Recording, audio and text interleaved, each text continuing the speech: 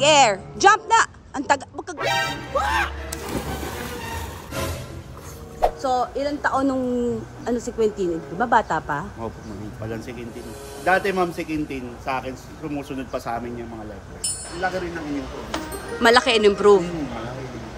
Problema talaga kasi is yung motor skills niya, yung pag-ikot ng kamay. Ayun ang kailangan sa freestyle. Kaya usually, ang talagang tinuro ni coach is breaststroke. Arms in front, arms in front.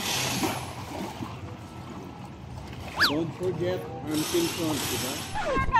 Yeah.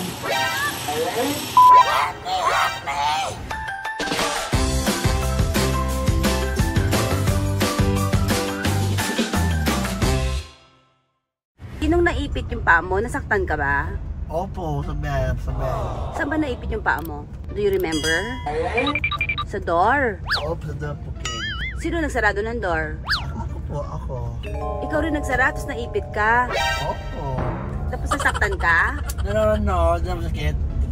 Hindi masakit, pero nangitim yung paa mo. Kailan mo naramdaman yung sakit? Quentin, sit down properly. Kailan mo naramdaman yung sakit, Quentin? Kailan mo naramdaman yung sakit? I just want to know, Quentin. Kailan mo naramdaman? Can I see? Ang itim eh. Kailan mo naramdaman yung sakit? Kailan mo naramdaman? Days after? Opo. Pero is it super painful or hindi? Di naman, Ken. Hindi. Sa ko walk faster.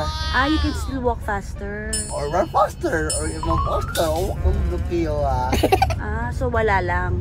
Ano naman? Pero naipit yung paa mo. No, see? Oo nga. Ang galing, no? Ang galing. Oo nga, parang wala lang. Nakina. Oo. Pagkina. Yung seatbelts mo, anong nangyari? Nakina. Anong nangyari sa seatbelts? Nakina. Anong nangyari sa seatbelts mo, Quentini? Next time, you be careful, okay po? Okay po. Ayaw mo sa me? I'm not mad. Dahil naipit ka? Yes. I'm not mad, Quentin. I'm just worried. Okay po? Are you preparing na your things? Yeah. Alan. Yan. Ang galing nga. Marunong ka gumamit ng wiper. Are you happy, boy?